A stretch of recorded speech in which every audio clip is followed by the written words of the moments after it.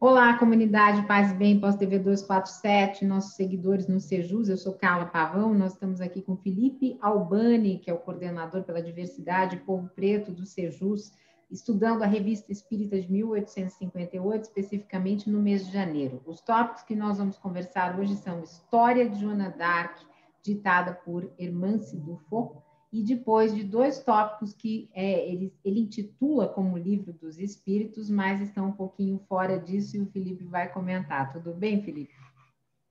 Tudo bem, Carla? Bom dia, galera do canal Paz e Bem, da Pós-TV 247, do Sejus, e todo mundo que estava zapeando, de repente, para ler Revista Espírita, e se deparou aqui com a gente, ou então se deparou com Joana d'Arc, mas se for, sei lá, se ficou interessado, vamos lá conversar um pouquinho sobre isso. Então, a gente começa falando de, assim, como é uma revista, Kardec também aproveitava para fazer uma espécie de propaganda de algumas obras. E uma delas, que inclusive está disponível e vocês podem conseguir pela internet, é exatamente esse título, que é enorme, que é a História de Joana d'Arc, citada por ela mesma, a senhorita Hermance Dufour. Hermance Dufour era uma das médias de Kardec. A gente vai falar um pouquinho sobre isso agora. É uma coisa que ele chama atenção no texto. Se os espíritos que respondem com maior ou menor precisão às perguntas que lhes são dirigidas poderiam fazer um trabalho de fôlego. Hoje está acostumado. Se você vai praticamente qualquer livraria, está lá, romance ditado pelo espírito tal. Só que isso, na época de Kardec, lembrando que estamos em 1858, janeiro, então, na verdade, está pegando coisas do ano anterior, 1857, isso não era comum.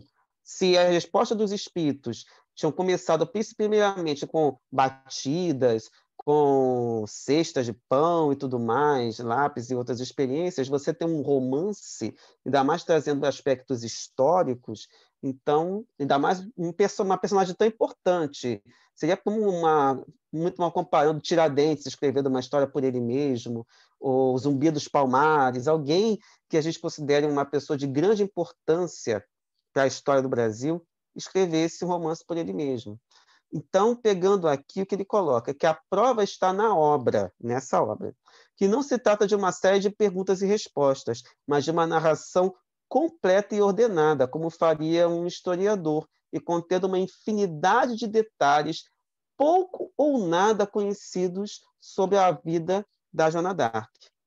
E ele ressalta que a senhorita Dufour escreveu o livro na idade de 14 anos, e que a instrução dela de meninas de família, pelas palavras de Kardec, decente, educadas com cuidado, mas ainda quando tivesse uma memória fenomenal, não seria nos livros clássicos que iria encontrar documentos íntimos. Engraçado que não tem só esse, tem outros livros que também têm essa mesma característica. E a outra coisa que ele coloca sobre a irmã Dufour. A faculdade da senhorita Dufour ainda que se preste mais à evocação de qualquer espírito, nós mesmos fizemos provas em comunicações pessoais que nos foram transmitidas, sua especialidade é a história. Então ele ressalta também que muitas vezes a mediunidade que o médium apresenta acaba sendo meio que direcionada para um determinado patamar, e que ela também escreveu memórias do Luís XI e de Carlos VIII, dois reis do tempo da França. Outra coisa que ele ressalta da mediunidade da irmã Dufour. A princípio, era uma boa médium psicógrafa e escrevia com grande facilidade. Pouco a pouco, tornou-se médium falante, e à medida que essa nova faculdade se desenvolveu, a primeira se atenuou. Hoje escreve pouco e com dificuldade. Olha que interessante como, às vezes, o próprio médium tem essa mudança no decorrer, porque, afinal, ele serve de instrumento dos espíritos. E ela colocou que mas o que é original é que, falando, sente a necessidade de estar com o lápis à mão e de fingir que escreve. É necessária outra pessoa para registrar as suas palavras, como ele coloca das sibilas, né, que deve ter sido uns médios de antigamente. Como todos os médios favorecidos pelos bons espíritos, jamais recebeu comunicações que não fossem de ordem elevada. Quer comentar, Carla? Não, ele está. Esse negócio de falar, né, da ordem elevada é uma coisa que o Kardec sempre insiste, né, do tipo de comunicação E nessa época de tanta confusão, é melhor a gente sempre frisar. As sibilas, né? A gente tem um Mulheres e Mitos que menciona brevemente as sibilas, eu não vou lembrar qual, mas vocês podem ir aí na playlist. Elas eram mulheres oraculares. Então, o Herculano, se não me engano, em O Espírito e o Tempo, ele vai falar que a mediunidade já está lá desde sempre com as sibilas, né? Na mitologia grega. Mas aí é reforçado essa questão da mediunidade ser algo simples e inerente, que todo mundo lida desde a antiguidade, há milhares de anos, então é para a gente só ter isso em mente.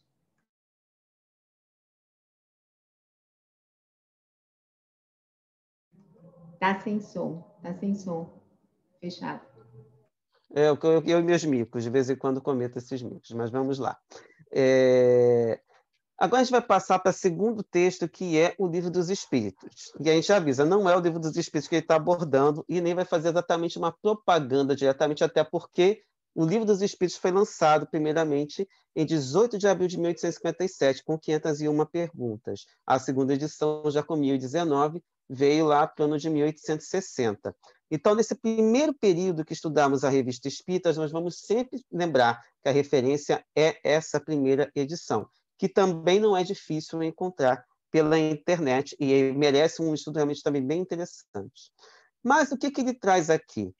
Ele traz uma pergunta, comentários do Courrier de Paris, colocando o seguinte, que não é uma doutrina pessoal, é o resultado do ensino direto dos próprios espíritos sobre os mistérios do mundo, onde estaremos um dia, e sobre todas as questões que interessam à humanidade, e que dão, de algum modo, um código de vida, traçando-nos a rota da felicidade futura ou por vindoura. E que tinha, e uma coisa que Kardec ressalta, que antes de O Livro dos Espíritos, ele tinha uma maneira bem diferente de enxergar. Isso é sempre importante. Então, não foi o Kardec que chegou, agora eu vou escrever o Livro dos Espíritos. Não. Isso foi todo um resultado de conjunto de circunstâncias que surgiram e que o fizeram, inclusive, mudar de atitude. Então, o que está no Courrier de Paris de 11 de junho de 1857? Ele coloca que quem escreveu o artigo coloca que o Livro dos Espíritos é uma página nova do próprio grande livro do infinito e que estamos persuadidos, uma marca será posta nessa página. Não conhecemos absolutamente o autor, mas proclamamos bem alto que gostaríamos de conhecê-lo. Quem escreveu aquela introdução que abre o Livro dos Espíritos deve ter a alma aberta a todos os sentimentos nobres. Jamais fizemos um estudo aprofundado das questões sobrenaturais. Se os fatos produzidos nos causaram admiração, pelo menos não nos levaram a dar de ombros, ou seja, é o famoso e daí, né, de hoje em dia. Muitas vezes nos interrogávamos, e durante muito tempo, antes de ter ouvido falar em médiuns a respeito do que se passava nas regiões que se convencionou chamar o alto. Há tempo chegamos mesmo a esboçar uma teoria sobre os mundos invisíveis, guardando-a ansiosamente para nós, e nos sentimos muito felizes porque encontramos quase que por inteiro no livro do Sr. Allan Kardec. A todos os deserdados da terra, a todos quantos marcharam, ou melhor, marcham, e que nas suas quedas regam com as lágrimas o pó da estrada, diremos: lede o Livro dos Espíritos, ele vos tornará mais fortes, também aos felizes, e aos que pelo caminho só encontram aclamações e os sorrisos da fortuna, diremos: estudai-o, ele vos tornará melhores. E aí continua o próprio artigo. O corpo da obra, diz o Sr. Allan Kardec, deve ser atribuído inteiramente aos espíritos que o ditaram. Está admiravelmente dividido no sistema de perguntas e respostas. E olha só que interessante que eles pegam. A doutrina se resume em duas palavras. Não façais aos outros o que não quereis que vos façam. Lamentamos que o Sr. Kardec não tivesse acrescentado: e fazeis aos outros como quererias que vos fizessem. Ou seja, bastou primeiro, eles achavam que tinha que ser mais didático ainda, né? O livro diz claramente, sem o que a doutrina não seria completa. Não basta fazer o mal, é preciso ainda que se faça o bem. E aí, mais à frente, o artigo diz o seguinte: o senhor é homem de estudo e tem aquela boa fé que apenas necessita instruir-se? Então leia o livro primeiro sobre a doutrina espírita. A gente hoje é dividido em parte primeira, parte segunda, parte terceira, parte quarta. Ali era tudo unido nessa parte primeira, que é a doutrina espírita. O Senhor está na classe das criaturas que apenas se ocupam consigo mesmas e que se costuma dizer fazem os seus negócios muito tranquilamente e nada enxergam além dos próprios interesses? Leia as leis morais, que permanece até hoje. A desgraça o persegue escarnecidamente e a dúvida o tortura por vezes ao seu abraço gelado. Estude o terceiro livro, Esperanças e Consolações, que hoje é a quarta parte. Todos quantos aninham pensamentos nobres no coração e acreditam no bem, leiam o livro da primeira à última página. Isso que diz no Courrier de Paris. Quem escreveu isso foi... É um nome que não dá para ler, assim, Chalard. É a única coisa que eu posso colocar, porque o nome está abreviado. Aí eu ainda mais que o meu francês é péssimo, então vou doer o ouvido de quem escuta. Continuando aqui. Kardec agora passa para a leitura de duas cartas, que ele considera muito interessantes. Quer comentar, Carla, alguma coisa antes de a gente prosseguir? Tá, então vamos lá. Das numerosas cartas que nos têm sido dirigidas desde a publicação de Livros dos Espíritos, citaremos apenas duas. A primeira é de um militar, que diz o seguinte: impossível descrever o efeito em mim produzido. Sinto-me como um homem que saiu da escuridão. Parece-me que uma porta até hoje fechada abriu-se subitamente e minhas ideias se ampliaram em poucas horas. Quanto à humanidade e todas as suas miseráveis preocupações me parecem mesquinhas e pueris ao lado desse futuro de que não duvidava, mas que me era de tal modo obscurecido pelos preconceitos que eu apenas o imaginava. Graças ao ensino dos espíritos, agora ele me apresenta sob uma forma definida, perceptível, mas grande e bela e em harmonia com a majestade do Criador. Quer que leia este livro meditando como eu, nele encontrará inesgotável tesouro de consolações, pois que ele abarca todas as fases da existência. Em minha vida sofri perdas que me afetaram vivamente. Hoje não me causa nenhum desgosto. E toda a minha preocupação é empregar utilmente o meu tempo. Ele coloca aqui que eu me estar reformado, então já não precisava estar lá nos batalhões da vida. E lá, lembrando que tínhamos guerras e mais guerras naquele período. Né? Hoje é outro tipo de guerra, guerra híbrida, mais guerra nos computadores. Mas voltando. Minhas faculdades para acelerar o meu progresso é outra preocupação dele, pois agora, para mim, o bem tem uma finalidade e compreendo que uma vida inútil e uma vida egoística não me nos ajudarão a avançar.